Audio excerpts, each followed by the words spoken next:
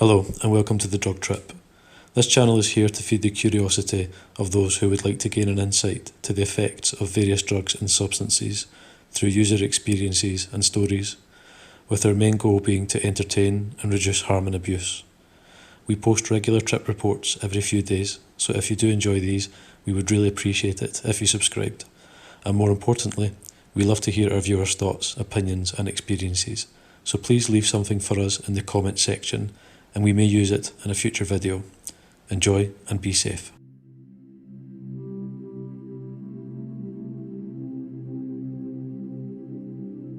When I was 18, I was in a strange place in the world. I was homeless, penniless, and with no real ambition to pull myself out of the gutter. Although I was without the basic necessities of food and shelter, I had a steady supply of drugs that were dispensed, I suppose out of sympathy, by many of my friends. I went to sleep hungry and cold every night, but never sober. One evening, before I left a party to hit the streets to find a broom closet or stairwell to lay my head, a guy I barely knew gave me a large freezer bag full of brown, spiky pods. "What are these?" "Jimson weed. The seeds will make you trip. Maybe you can sell them. I don't want them." He told me to split the pod open and eat half of the seeds if I really wanted to trip hard. To me, that meant eat the whole pod, since I always found recommended dosages to be rather unsatisfying. I chose not to doze that night, since I was already tired and afraid that I might fall asleep before the trip kicked in. I slept in a building gutted by a fire a few years back, and freezing November air woke me just before dawn. I got up and walked into town to raise my body temperature and to avoid hypothermia. Obviously, 5 AM in a small city offers very little in terms of recreation, so I decided it was the right time to open the door of perception and begin my day with a psychedelic breakfast. I chose the largest pod in the bag, which was also the darkest in colour. I was told afterwards the most potent seeds are the deepest brown. The seeds were terribly bitter, and many of the shells got stuck between my teeth. I managed to finish the entire pod with a little help from the public water fountain. I watched a beautiful sunrise from the roof of an apartment building, constantly waiting for the effects of the Jimson weed to take effect. I can't say how long I sat until the seeds started working, but the first notable signs came in from the extreme thirst and general physical discomfort. Finding the feelings of seeming dehydration too strong to ignore, I went to a nearby McDonald's for some free ice water. It must have been after 9, because the only people in the restaurant were old guys getting free refills on senior citizen discounted coffee. I sat in a booth in the back corner, sipping water through a cracked straw, watching the thirsty elderly redneck parade. It didn't take long for me to realise I was entering into a very hallucinogenic trip. The fact that I hadn't eaten a real meal in almost a week and I was sleep deprived probably added to the drug's intensity, but I can't imagine a big dinner and a full 8 hours would have made much of a difference for what was about to come. Unlike the onset of an E or acid trip, my mental state was very comfortable, but my physical condition felt quite, rather, unhealthy. The heavy sense of inebriation was quickly followed by a powerful, disorientating visual. Though the visuals themselves were not disturbing, they seemed as clear as sunlight.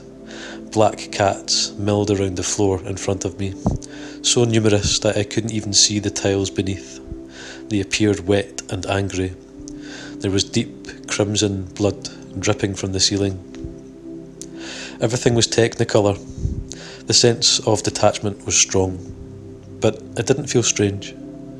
Each hallucination flowed into the next. I was holding a very old Bible in my lap. I couldn't figure out how to open it. Soon, that too started to leak blood. The more I struggled, the more it bled. As soon as I realised my efforts were futile, the book materialised into the air around me. That did not seem strange to me. When I analysed the room again, it was a bustling, futuristic metropolis. It appeared very large and very alien, with shining chrome and flashing lights everywhere. I began to feel discomfort and the strong urge to urinate simultaneously. I staggered into the bathroom and vomited in the closest urinal, right in front of an Amish man. Now I live in south central Pennsylvania, so it's very possible that he really was there. But considering my state and other people's accounts of Datura-induced visuals, I suspect that he was just a hallucination. I do know that I relieved myself somewhere in the bathroom and left through the side exit adjacent to the lavatory door. The street outside was a scene from World War II ravaged Europe. I don't know which country exactly, but everyone in the street was garbed in a Nazi military uniform. I felt very threatened. I ran into the alley behind the parking lot and hid behind a pine tree.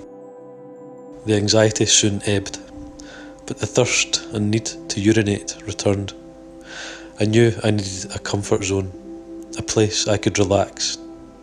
A friend lived nearby. I walked to his apartment complex and stood in front of the stairwell. The same crimson blood from the McDonald's was cascading down the steps. It began to rise over my shoes and up my legs. A heavy sense of vertigo came over me. There's a memory gap between the stairs and my friend's apartment, but I ended up on his couch watching dolphins dive through the wall in a seamless loop. During my time there, I experienced the typical non-existent cigarette search and the disappearing person puzzle. I visited the bathroom many times, but eliminated very little. The sense of dehydration was truly unbearable. There was no comfort. I didn't recognise the people in the room. I asked the person closest to me where Bill was. "Bill's not here," was the return.